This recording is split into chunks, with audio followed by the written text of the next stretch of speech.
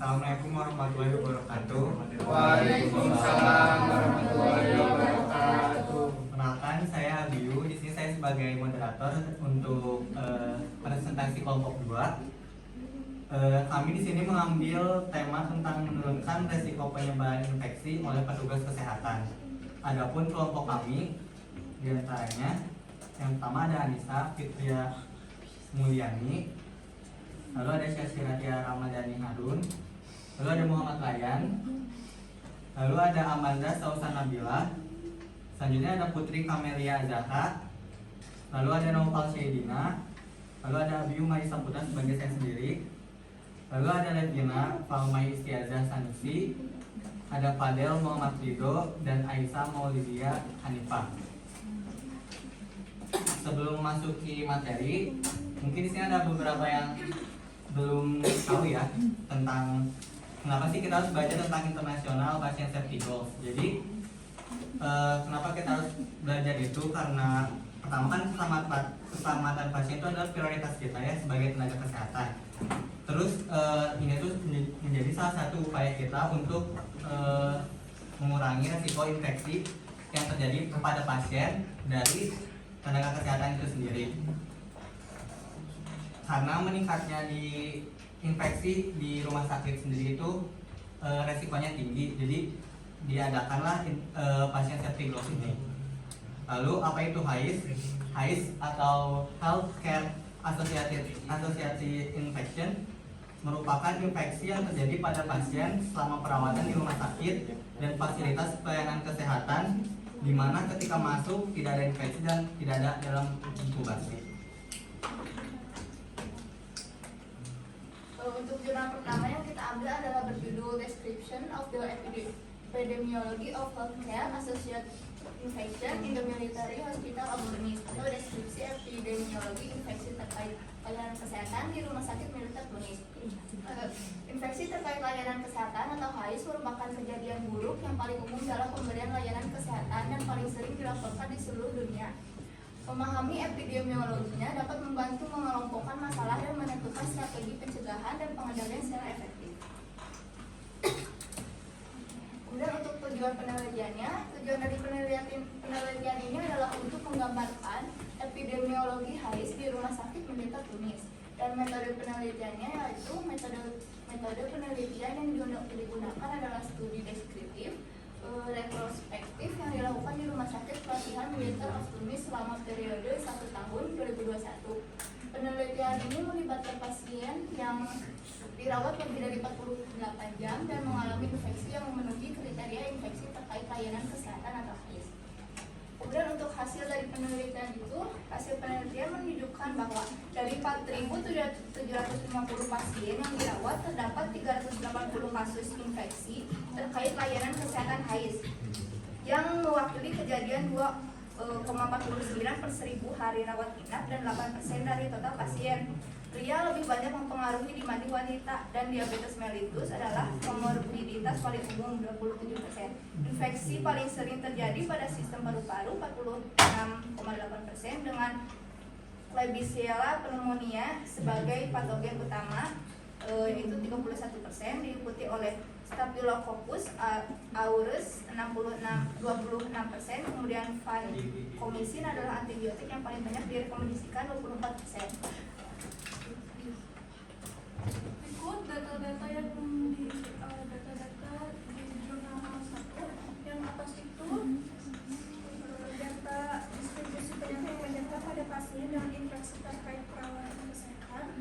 Yang di bawah itu data distribusi infeksi terkait perawatan kesehatan berdasarkan lokasi. Jadi kan seperti yang dijelaskan tadi di data ini bahwa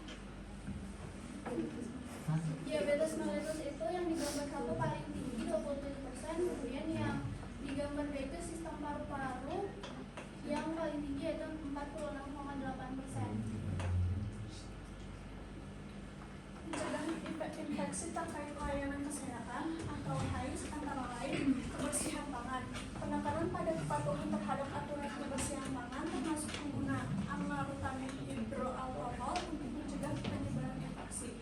Isolasi pasien, mengisolasi pasien yang terkolonisasi atau terinfeksi untuk mengendalikan penyebaran kuman multiresisten. Yang ketiga, disinfeksi berkala.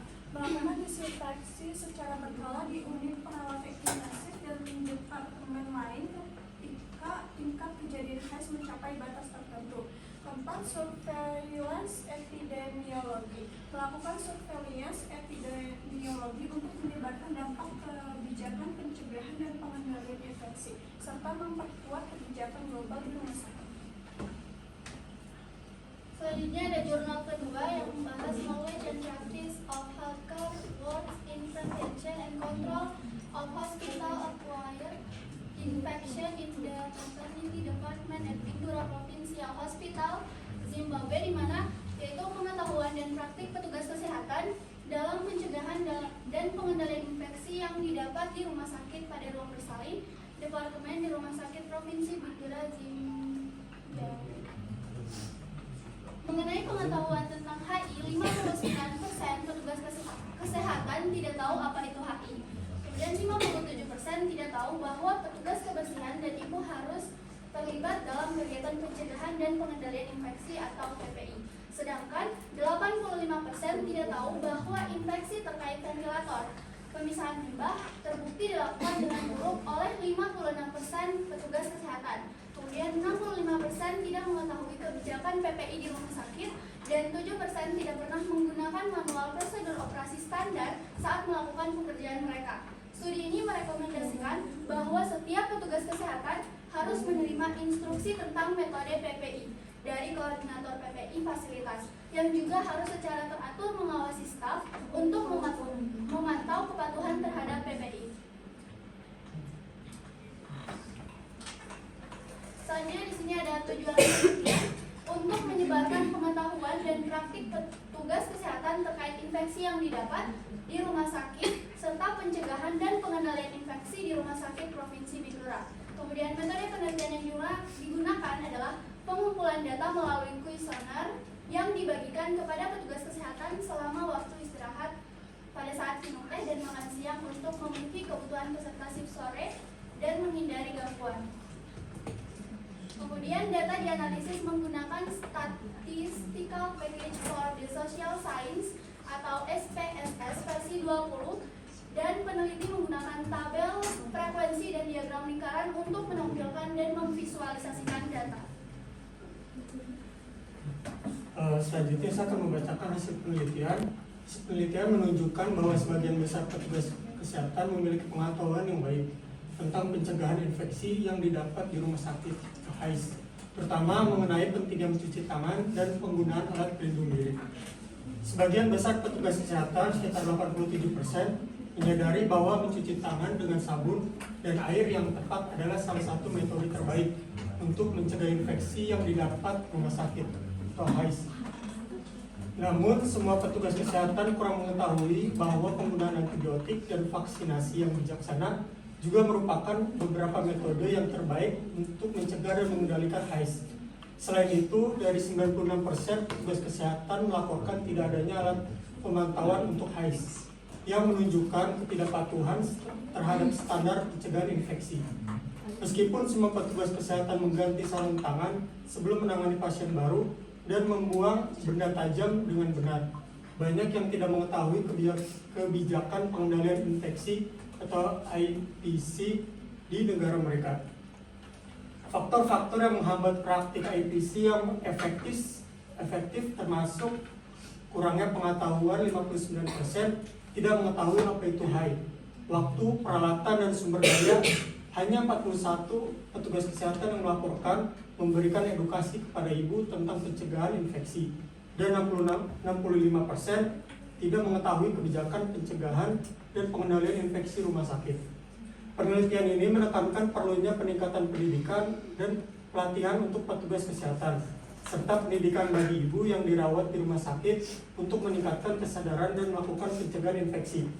Dari penelitian ini dapat saya simpulkan bahwa kalau sebagian besar dari tenaga kesehatan mengetahui kalau pentingnya pencegahan infeksi, namun banyak juga dari petugas yang tidak Namun banyak juga yang dari petugas yang tidak sesuai standar prosedur dari pencegahan tersebut.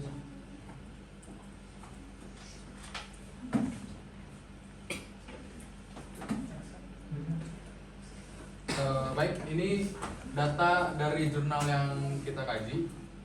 Bisa di next. Pencegahan infeksi yang didapat di rumah sakit tersebut melibatkan beberapa langkah penting yang harus diikuti oleh petugas kesehatan. Meskipun sebagian besar petugas kesehatan di Rumah Sakit Provinsi Bindora menyadari pentingnya mencuci tangan, terdapat kekurangan dalam pemahaman mereka mengenai waktu yang tepat untuk keterlibatan petugas kebersihan dan ibu dalam kegiatan pencegahan dan pengendalian infeksi yang saat ini masih rendah. Selain itu, penting memiliki kebijakan pencegahan dan pengendalian infeksi IPC yang jelas dan diikuti oleh semua petugas kesehatan. Setiap petugas kesehatan harus menerima instruksi tentang metode pencegahan dan pengendalian infeksi dari koordinator fasilitas IPC, serta melakukan pemantauan secara teratur untuk memastikan kepatuhan terhadap praktik tersebut. Pendidikan bagi ibu yang dirawat di rumah sakit juga sangat penting untuk meningkatkan kesadaran dan melakukan pencegahan infeksi. Next, jurnal yang ketiga kita ambil yaitu judulnya Hand Hygiene in Healthcare, 20 Years of Ongoing Advance and Perspective atau kebersihan tangan dalam perawatan kesehatan, 20 tahun kemajuan dan perspektif yang berkelanjutan. Infeksi terkait perawatan kesehatan merupakan kejadian buruk yang paling umum terjadi di rumah sakit, yang menimbulkan ancaman besar terhadap keselamatan pasien dan beban bagi masyarakat. Kebersihan dengan cairan pembersih tangan berbasis alkohol merupakan strategi pencegahan yang paling efektif untuk mengurangi infeksi terkait perawatan kesehatan. Selama 2 dekade terakhir, berbagai intervensi telah diperkenalkan dan dipelajari untuk meningkatkan kepatuhan kebersihan tangan di antara petugas perawatan kesehatan. Penerapan global strategi peningkatan kebersihan tangan multimoda WHO dan upaya terus-menerus untuk mengganti penggunaan sabun dan air dengan cairan pembersih tangan berbasis alkohol telah menghasilkan metode pembersihan tangan yang lebih cepat dan lebih efisien. Strategi ini telah memberikan kontribusi yang kuat terhadap keberhasilan perubahan perilaku dan penurunan selanjutnya dalam infeksi terkait perawatan kesehatan dan penularan silang organisme yang resisten terhadap banyak obat di seluruh dunia. Tujuan penelitian ini untuk memanfaatkan kekuatan industri guna menyelaraskan dan meningkatkan standar rekomendasi WHO untuk kebersihan tangan dalam perawatan kesehatan di berbagai belahan dunia, termasuk di negara-negara rendahnya kesehatan. Metode penelitian ini mencakup pengembangan metode inovatif baru untuk mengukur mikroba patogen di tangan, baik secara langsung maupun tidak langsung, yang dapat digunakan titik perawatan selama pemberian layanan dan memungkinkan umpan balik langsung kepada petugas layanan kesehatan. Selain itu, penelitian juga melibatkan evaluasi manfaat dan kemungkinan konsekuensi penggunaan cairan pembersih tangan berbasis alkohol di antara pasien dan keluarga mereka. Ini ada hasil penelitiannya. Hasil penelitian dari jurnal tersebut itu membahas pentingnya kebersihan tangan dalam perawatan kesehatan dengan fokus pada berbagai strategi dan intervensi kepatuhan yang rendah. Meskipun kebersihan tangan dengan cairan pembersih berbahan dasar alkohol telah menjadi standar global, kepatuhan terhadap praktik ini masih rendah dengan rata-rata 40% di negara rendah. Strategi multimoda WHO mengembangkan strategi multimoda yang terbukti efektif dalam meningkatkan kepatuhan kebersihan tangan dan mengurangi infeksi terkait perawatan kesehatan atau HI. Pendidikan dan umpan balik, pendidikan yang lebih baik, umpan balik dan pengingat di tempat kerja merupakan komponen penting dalam meningkatkan kepatuhan terhadap kebersihan tangan. Kualitas produk, pentingnya memilih produk pembersih tangan yang berkualitas tinggi dan sesuai dengan pedoman WHO. Partisipasi pasien dianggap penting untuk meningkatkan kesadaran dan kepatuhan terhadap kebersihan tangan. penelitian berkelanjutan. Diperlukan penelitian lebih lanjut untuk efektivitas dan kepatuhan terhadap praktik kebersihan tangan, serta untuk mengidentifikasi strategi yang paling efektif dalam mengurangi HAI dan penularan silang. Ini data jurnal yang ketiga. Pencegahan. Jadi di sini data jurnal yang ketiga, ini ada perbandingan dari tahun per tahun yang menerapkan hand hygiene berbahan dasar alkohol. Ini berbanyak pada tahun 2019-2020 karena pada saat itu ada COVID-19. Kemudian yang di sini hand hygiene and use of alcohol base itu dari University of Guinea Hospital dari tahun 1994 sampai 2020, sama juga yang terbanyak itu di 2019 dan 2020 pada saat COVID-19. Pencegahannya yaitu cuci tangan dengan cairan pembersih tangan berbasis alkohol adalah landasan pencegahan dan pengendalian infeksi dan mungkin satu-satunya tindakan paling efektif untuk mengurangi HIV dan penyebaran resistensi antimikroba. Kebersihan tangan merupakan aspek penting dalam perawatan kesehatan yang dapat mengurangi penularan infeksi dan meningkatkan keselamatan pasien. Meskipun terdapat kemajuan dalam praktik kebersihan tangan, tantangan seperti kepatuhan yang rendah, terutama di negara-negara yang rendah, masih tetap ada. Strategi multimoda yang dikembangkan oleh WHO terbukti efektif dalam meningkatkan kepatuhan dan penggunaan cairan pembersih tangan berbasis alkohol menjadi standar global. Jadi di sini saya ingin untuk menyimpulkan bahasan kami pada hari ini. Jadi setelah kita bahas ketiga jurnal internasional tadi, kelompok kami dapat menyimpulkan pembahasan kali ini tindakan paling sederhana untuk menurunkan risiko terinfeksinya pasien oleh tenaga kesehatan yaitu dengan cara mencuci tangan dengan cairan pembersih tangan berbasis alkohol adalah landasan pencegahan dan pengendalian infeksi dan mungkin satu-satunya tindakan paling efektif untuk mengurangi HIV dan penyebaran resistensi antimikrobal. Kebersihan tangan merupakan aspek penting dalam perawatan kesehatan yang dapat mengurangi penularan infeksi dan meningkatkan keselamatan pasien. Meskipun terdapat kemajuan dalam praktik kebersihan tangan, tantangan seperti kepatuhan yang rendah, terutama di negara-negara yang rendah, masih tetap ada. Strategi lainnya yaitu seperti kesadaran tenaga kesehatan tentang risiko penularan infeksi yang dapat terjadi di sekitar lingkup pelayanan kesehatan. Kepatuhan penggunaan PPE atau Personal Protective Equipment atau APD sesuai dengan standar melayani pasien dengan risiko penularan penyakit. Metode pemberian terapi yang tepat dan benar dan juga eliminasi limbah medis dan disinfeksi alat-alat kesehatan yang terpantau untuk meningkatkan safety goal patient safety sehingga dapat menurunkan secara signifikan risiko pasien terinfeksi oleh tenaga kesehatan. Sekian, terima kasih. Baik, sebelum ditutup, apakah ada yang mau bertanya? Boleh Maya dulu. Menurut kalian nih, kenapa sih penggunaan cairan yang berbahan alkohol itu dianggap lebih aman daripada mencuci tangan dengan sabun dan air?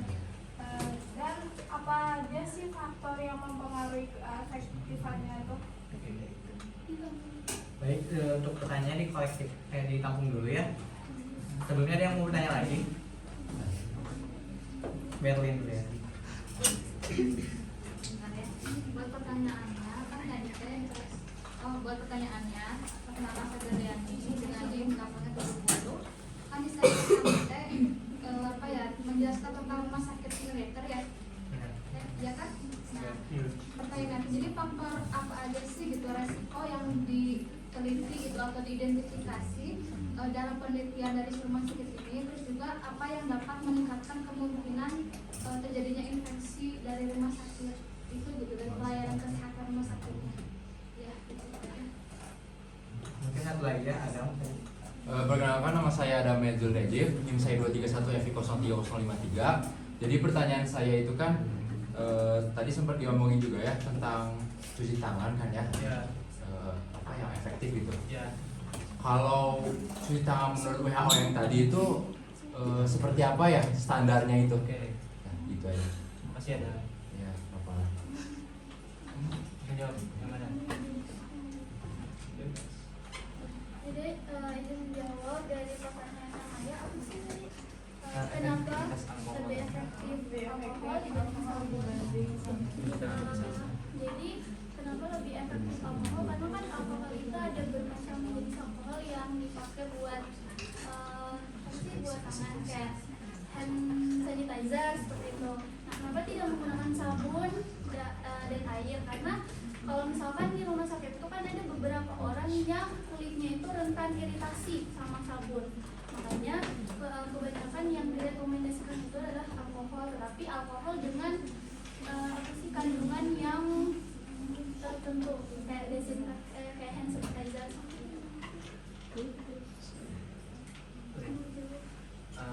Saya di sini ingin menjawab pertanyaan Adam, ya kan? Jadi Adam tadi di sini menanyakan tentang standar untuk mencuci tangan menurut WHO yang benar.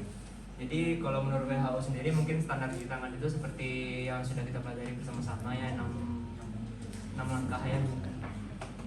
Ya. Ya gimana? Oke. Jadi pertama kita membersihkan telapak tangan. Yang kedua kita sela-sela jari di bagian punggung tangan. Lalu sela-sela jari di bagian depan telapak tangan. Lalu kita membersihkan seperti ini. Lalu menyela bagian jempol seperti ini. Yang terakhir adalah mencuci bagian kuku. Seperti itu ada.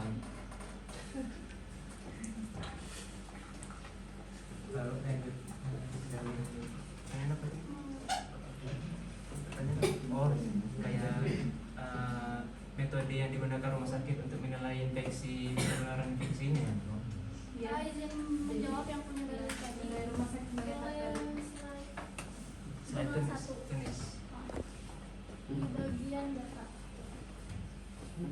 Terus gambar itu. Boleh diulang dulu?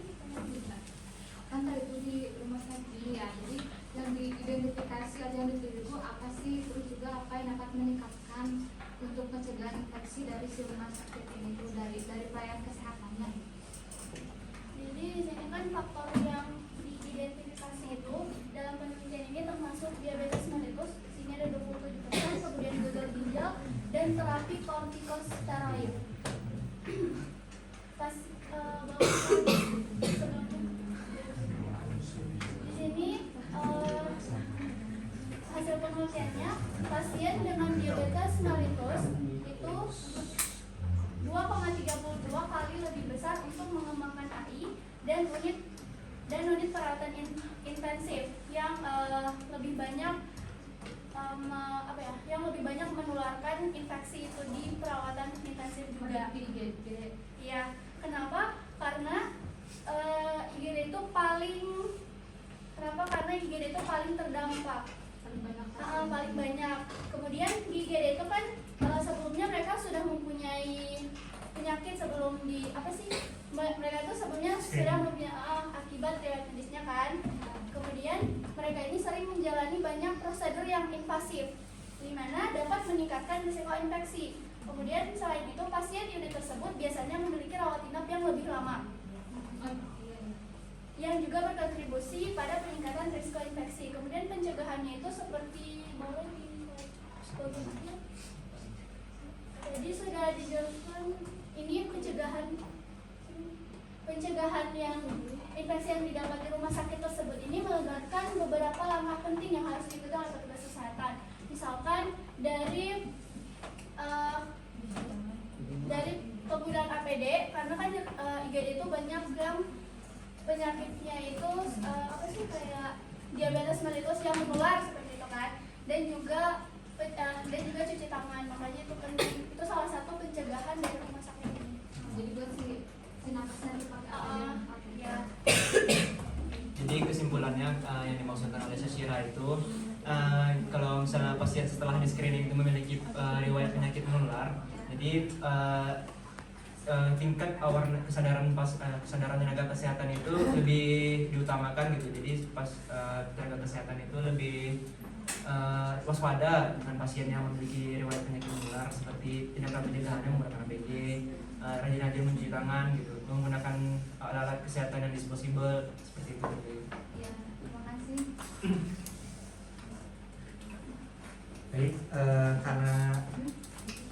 karena waktu yang sudah tidak mencukupi lagi, saya ucapkan terima kasih kepada para mahasiswa yang telah mendengar penyampaian materi pada kali ini. Mohon maaf bila ada salah. Wassalamualaikum warahmatullahi wabarakatuh.